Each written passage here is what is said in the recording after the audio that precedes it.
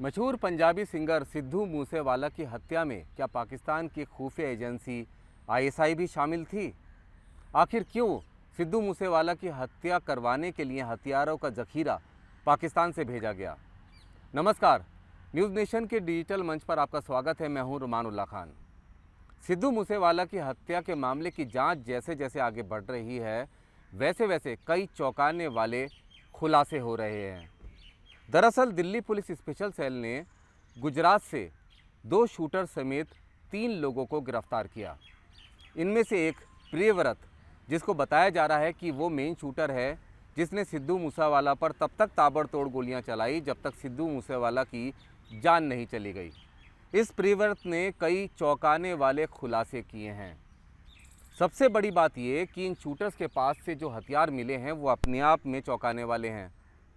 इन हथियारों में Glock pistol शामिल हैं, डेटोनेटर शामिल हैं, हैंड ग्रेनेड्स हैं, AK-47 जैसी दिखने वाली असॉल्ट राइफल है।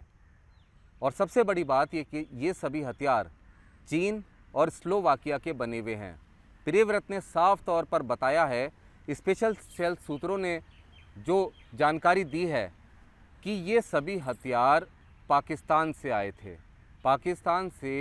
पाकिस्तान की खुफिया एजेंसी आईएसआई ने ड्रोन के ज़रिए इनको पंजाब तक पहुंचवाया था।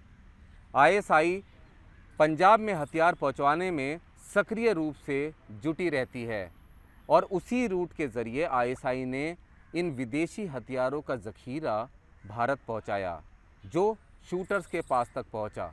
और ये सब कुछ गोल्डी बरार के कहने पर हुआ। इससे पहले भी स्पेशल सेल की पूछताछ में लॉरेंस बिश्नोई का करीबी जग्गू भगवानपुरिया इस बात का खुलासा कर चुका है कि गोल्डी बरार से कहकर उसने 40 पिस्टल्स पाकिस्तान से मंगवाई थी, जो उसको अपने शूटर्स को बांटनी थी। जग्गू भगवानपुरिया पंजाब का एक बड़ा गैंगस्टर है और वहाँ का एक बड़ा ड्रग माफिया भी है। हालांकि ये सभी पिस्टल्स पुलिस ने पकड़ ली थी। अब बड़ा सवाल ये है कि लॉरेंस बिश्नोई और गोल्डी बरार ने जो जिम्मेदारी ली कि उन्होंने सिद्धू मूसेवाला की हत्या की।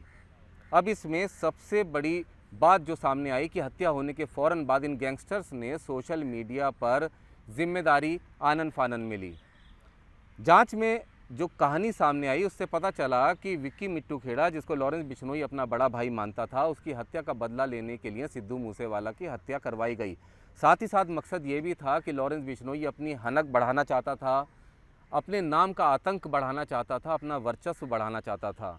लेकिन अब जो जानकारियां सामने आ रही हैं उसके बाद इस कहानी के अलावा ऐसा लगता है कि सच्चाई कुछ और भी है, जिस पर से पर्दा उठना भी बाकी है।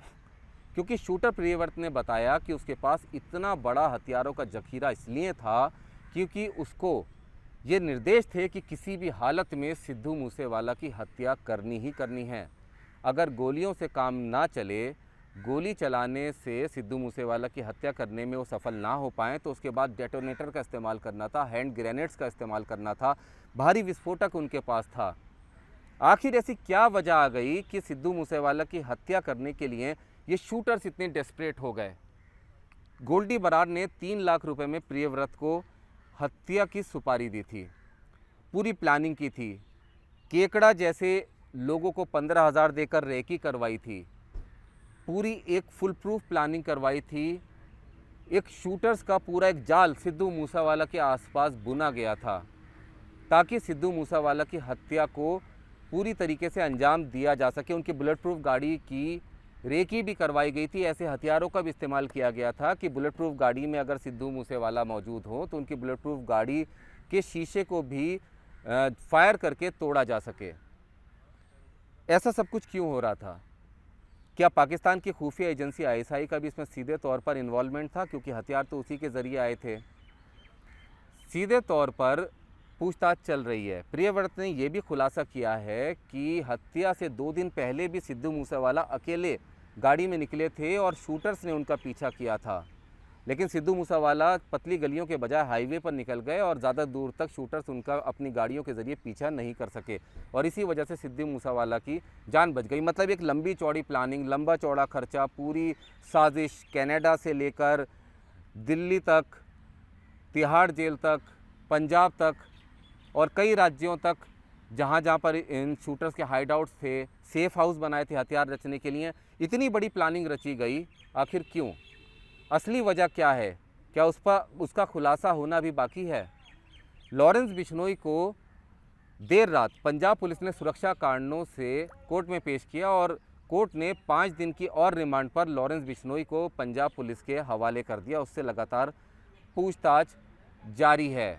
पूछताछ में ये भी पता चला कि सिद्धू मूसेवाला की हत्या होने के फ़ौरन बाद दविंदर बम्बीहा गैंग के एक खास मेंबर और शूटर चस्का की हत्या की जानी थी, जिसके लिए प्रियव्रत के अलावा दूसरे शूटर्स को सुपारी भी दे दी गई थी।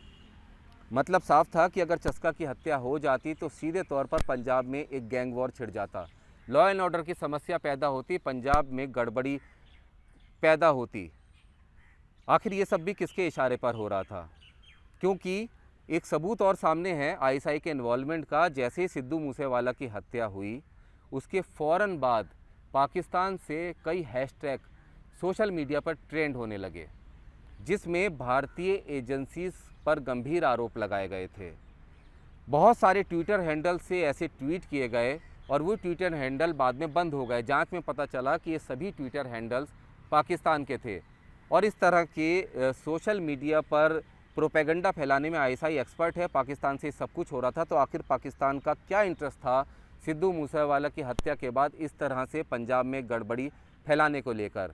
मतलब साफ है कि आईएसआई किसी भी तरह हर उस मौके की तलाश में रहता है जिससे भारत में गड़बड़ी फैलाई जा सके, पंजाब में गड़बड़ी फैलाई जा सके। और क्या इसको लेकर आईएसआई का कोई इंटरेस्ट था, जिसके चलते इतने सोफिस्टिकेटेड वेपन्स शूटर्स तक आईएसआई के ज़रिए पहुंचाए गए? क्योंकि ये बात किसी से छुपी नहीं है कि लॉरेंस बिश्नोई और गोल्डी बरार का अमेरिका से लेकर पाकिस्तान तक ऐसे कई कनेक्शन हैं जिनके ज़रिए वो लगातार हथियार मंगवाते रहते हैं और उनके संपर्क में ये दोनों गैंगस्टर लगातार रहते हैं। तो क्या सिद्धू मूसेवाला की हत्या के पीछे आईएसआई भी थी? आखिर क्यों आईएसआई ने हथियारों का ज़खीरा सिद्धू मूसेवाला की हत्या करवाने के लिए भेजा? आखिर क्यों सोशल मीडिया पर सिद्धू मूसेवाला की हत्या के बाद एक ऐसा ट्रेंड शुरू किया गया जिससे पंजाब में गड़बड़ी फैल सके, गलत इन्फॉर्मेशन को सोशल मीडिया पर प्रोपेगेंडा किया गया? इस सब के पीछे क्या वजह थी? सेंट्रल एजेंसीज़ लगातार जांच कर रही हैं और ऐसी उम्मीद है कि बहुत जल्द इस राज पर से भी पर्दा उठेगा। इस खास पेशकश में फ़िलहाल इतना ही। नमस्कार। ये पेशकश आपको कैसी लगी कमेंट बॉक्स में कमेंट करके भी ज़रूर बताइएगा।